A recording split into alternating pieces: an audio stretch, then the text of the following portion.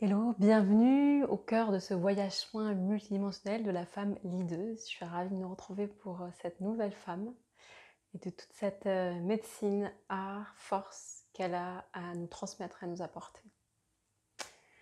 Je me relie à cette femme leaduse. La femme leaduse, tout de suite ce qui me vient, c'est qu'elle ouvre des portes. Pour elle, il n'y a pas d'obstacle, il y a juste des invitations à rencontrer ses peurs, à rencontrer qui l'on est, à rencontrer la beauté de notre être, dans ses élans, dans ses rêves, dans ses projets, dans ce qui nous anime. La femme leaduse, si je devais mettre un élément, c'est un élément feu. C'est-à-dire qu'elle sait ce qu'elle veut, elle sait comment elle veut, et elle sait s'entourer pour réaliser ses rêves et ses projets. La femme leaduse, elle aime aller à l'essentiel, elle se met en action, elle se met en mouvement. Il y a pas mal d'actions et de mouvements chez elle. Elle a aussi cette conscience que pour œuvrer, avancer là où elle veut, il y a besoin de beaucoup de flexibilité. C'est-à-dire je garde le cap, mais en même temps je m'adapte aux événements qui arrivent, aux événements extérieurs, à ce qui s'invite. Ma femme leaduse, elle est dans la joie d'être elle-même. C'est-à-dire que elle ne sait pas toujours exactement comment elle va réaliser ses rêves. Elle ne sait pas toujours exactement comment ça va se passer, comment ça va se dérouler. Elle n'a pas tous les tenants et les aboutissants. Mais elle a confiance, elle a la foi de ses rêves, de son projet, de ce qui l'anime. Et pour ça, c'est ça c'est cette foi-là qui est un carburant pour elle, pour avancer dans ses projets, pour se réaliser. La femme leaduse, autant elle reconnaît ses talents, plus elle a de la conscience sur ses talents, sur sa capacité à œuvrer, sur son fonctionnement, qui fait qu'elle est beaucoup plus capable d'aller vers ses rêves et ses projets sans s'épuiser, en étant à l'écoute d'elle-même, en sachant parce qu'elle connaît bien son fonctionnement. La femme leaduse, elle connaît aussi, elle reconnaît le talent chez les autres. Et c'est comme ça qu'elle arrive à s'entourer mieux. Une fois qu'elle sait où elle va, elle sait qu'elle va avoir besoin des talents des autres. Parce que souvent, elle porte un projet ou des projets qui sont forts, qui sont grands, qui sont vastes. Et elle s'autorise à rêver grand.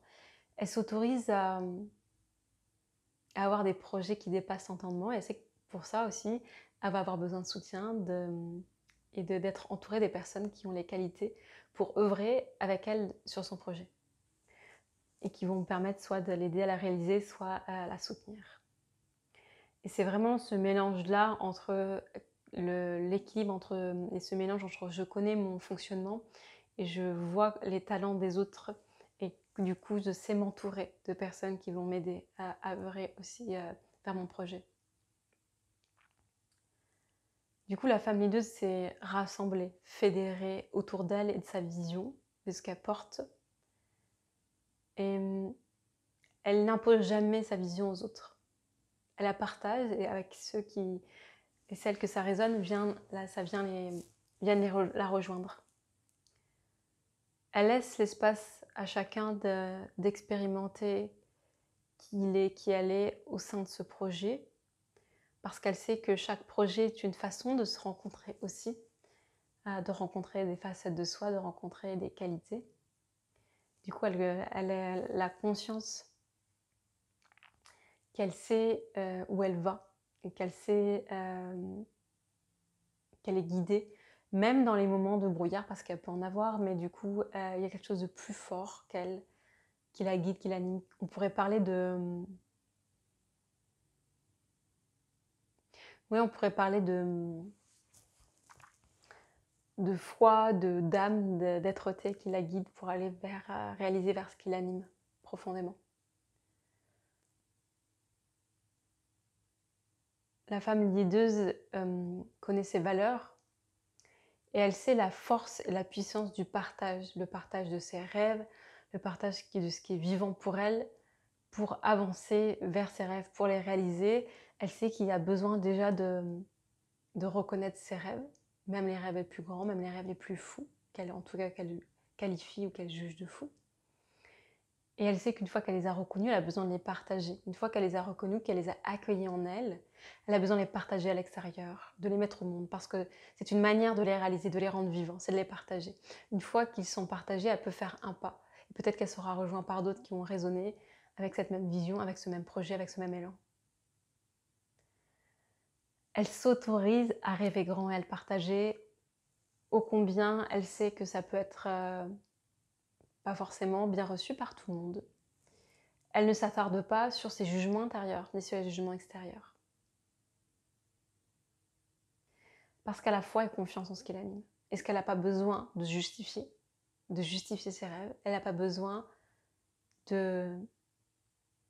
ni de justifier, ni d'avoir l'approbation des autres pour aller vers ses rêves.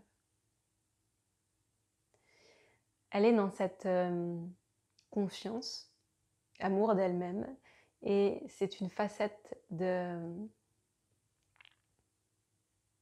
sa direction qu'elle prend, d'être déjà en lien avec qui elle est pour suivre sa direction. Et elle est très au clair avec tout ça. Est-ce que j'ai autre chose à partager sur cette famille d'Euse? Elle est ferme, c'est-à-dire qu'elle est très au clair avec ce qu'elle veut. Elle s'est posé un cadre, une structure, tout en laissant cette liberté que chacun puisse être qui il est au sein de cette structure et cet espace. Elle garde le cap, hein, elle a tendance à aller dans la même direction, garder le cap. Ne pas se laisser disperser ou se laisser... j'ai perdu mon mot. Mais oui, ne pas se laisser disperser ou décourager par des événements ou des personnes ou des avis extérieurs en tout cas. Elle cultive ça en elle, c'est-à-dire elle cultive cette foi, cette connexion à elle-même qui la permettent de se mettre en mouvement dans la matière. C'est une femme d'action. Je vous invite, si c'est juste pour vous, à vous installer le plus confortablement possible pour aller justement rencontrer votre femme leaduse en vous, cette facette de vous. De prendre 3 respirations profondes.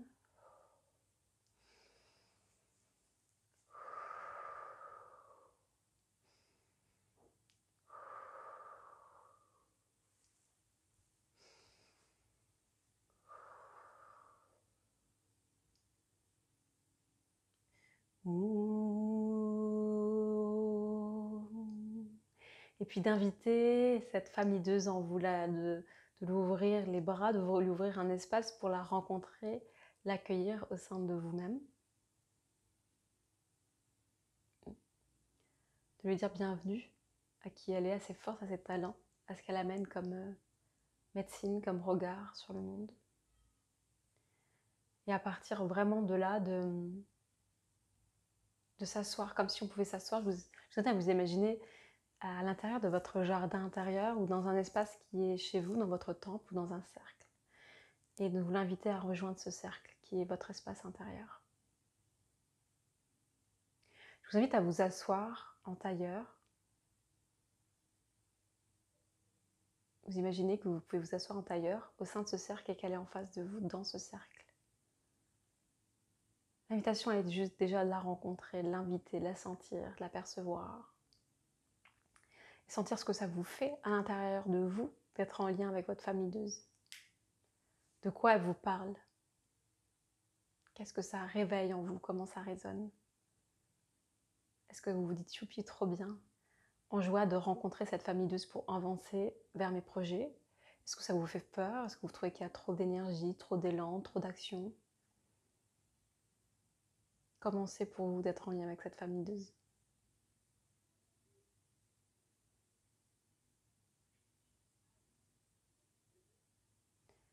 Cette famille d'Euse me dit qu'elle sait mener un projet à bien.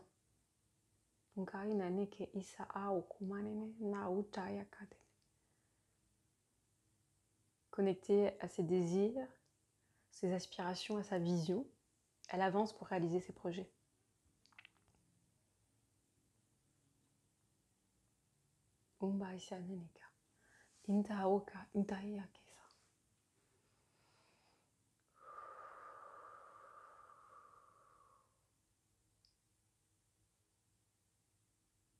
Elle reconnaît sa puissance. Elle reconnaît la puissance de son projet au service du collectif, du monde, de l'humanité,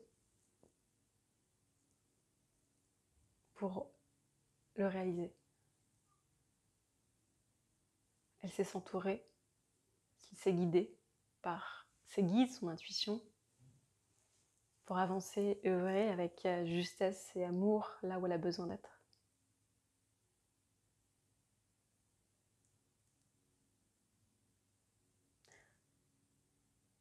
Elle avance avec confiance, soutenue par le processus de la vie, qui est en permanence mouvement, changement, évolution, croissance, par ce flot.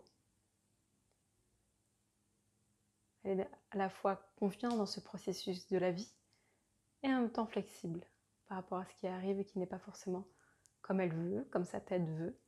Elle sait parfois être un peu trop têtue, s'entêter, et elle sait qu'elle a besoin de lâcher prise à des moments où il n'y a pas besoin de passer en force pour réussir ses projets. Le chemin peut être fluide. Il suffit juste des fois de lâcher le comment pour se laisser surprendre par la vie. Elle nous invite du coup vraiment à ouvrir le champ des possibles. À partir de l'émergence d'un rêve, d'un élan, d'un projet, elle nous invite alors à lâcher le comment pour se laisser surprendre. Goûter ce qui est là, faire un pas vers son projet, sa réalisation, son rêve. Et de voir comment la vie met sur son chemin les rencontres, les outils, les inspirations pour avancer vers cette réalisation et vers qui elle est. Elle sait que ses projets, c'est à la fois, et ses rêves, une extension d'elle-même, et à la fois quelque chose qui la dépasse, qui est une entité vivante. Elle sait que certains projets qu'elle met au monde, elle devra un peu les lâcher comme une mère ferait avec son enfant, qu'elle guide, qu'elle soutient, mais qu'après qu'elle laisse vivre leur propre vie. Elle sait que c'est pareil avec ses propres projets, elle sait qu'elle les met au monde. Et qu'en même temps, elle les laisse se déployer comme ils doivent se déployer, sans qu'elle ait besoin de forcément tout le temps intervenir.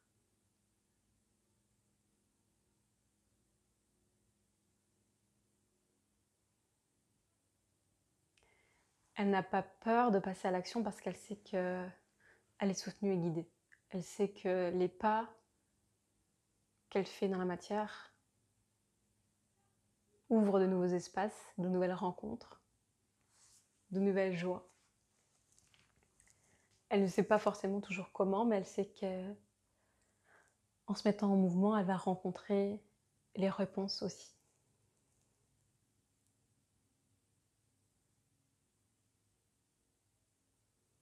Ina aya konkaisata umo yake, muna yake, isa hate na tomba.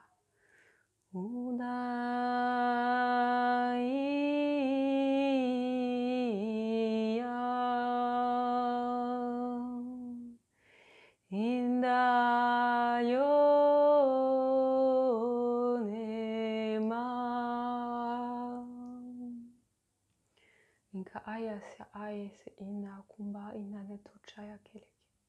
Isa eka te tuka oma yata te te te rokane shuku umisane. Isa aya kena. Punka ya ke isa tena.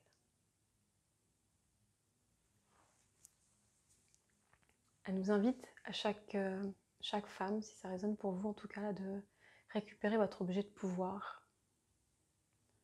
Ça peut être un sceptre, une épée, un bâton, qui vient vous aider, vous ancrer en votre matière, dans la réalité, à vous engager sur votre chemin de vie, à incarner vos projets, à les matérialiser. Et pour ça, elle vous reconnecte à un objet de pouvoir qui peut être sous forme de hocher, de sceptre, de bâton de pouvoir.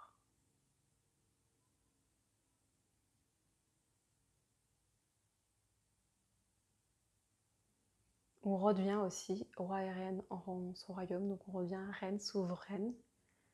On s'installe sur son trône et à partir de là, on peut avancer en confiance.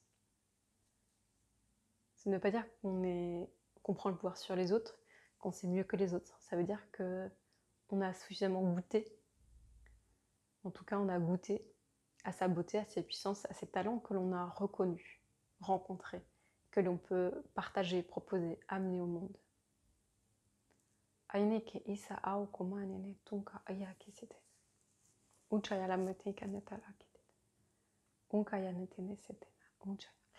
me dit qu'en tant que leaduse, c'est important d'avoir une vision qui nous porte, du coup d'avoir les yeux grands ouverts, d'avoir les yeux ouverts sur ce que l'on veut, sur nos choix de vie.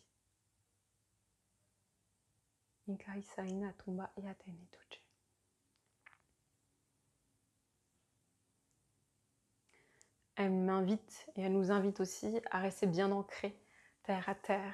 C'est-à-dire que c'est précieux d'aller chercher de l'information, de l'inspiration, mais c'est très bien aussi de la mettre en matière, donc de faire des pas concrets dans son quotidien pour aller vers ses rêves, de les matérialiser. Et ça,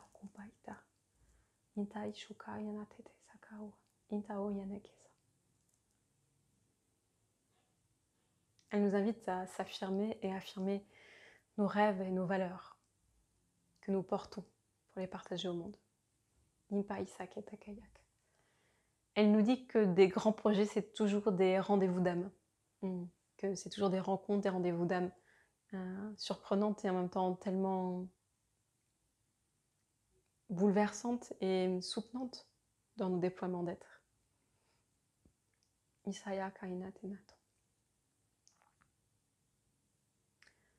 Elle m'invite à poser une main sur le cœur, c'est juste pour vous. Prendre une inspiration profonde. Honorer la beauté de nos êtres et de nos projets que l'on a envie de semer sur Terre, même si on ne les connaît pas encore tous, même s'ils sont encore flous, comme si on honorait tous les projets de notre être et de notre âme. C'est comme si on ouvrait l'espace et qu'on leur laissait l'espace d'exister en nous. On leur laissait l'espace pour les accueillir pleinement, pour laisser venir à nous.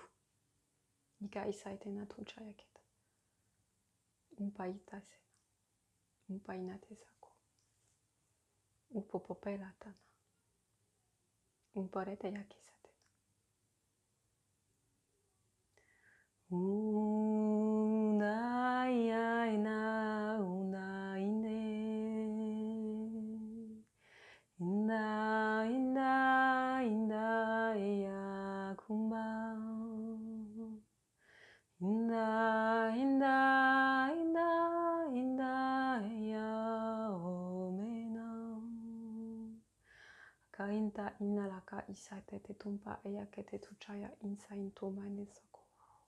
Ulatinaya.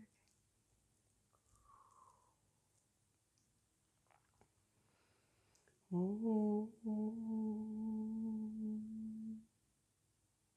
fois qu'on a pris le temps d'accueillir, d'ouvrir l'espace pour accueillir tous nos élans, tous nos projets, toutes nos aspirations d'être-té à incarner sur Terre pour accompagner, s'accompagner, se déployer, accompagner le changement planétaire en lien avec la Terre et son process d'évolution, d'harmonisation de ces nouvelles fréquences pour vibrer avec.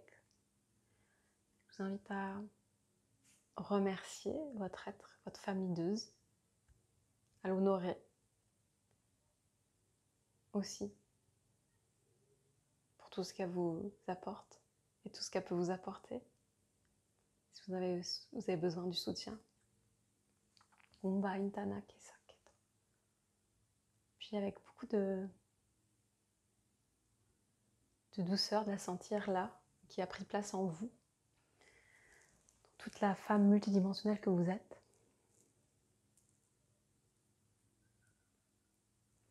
De respirer avec. À votre rythme, de revenir dans votre corps. de bouger,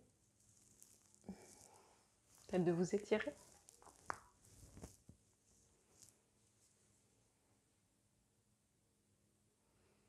Respirez et puis voilà, si vous avez envie de déposer vos ressentis, vos partages avec joie et vos cadeaux que vous avez reçus. Je vous embrasse bien fort, je vous dis à bientôt.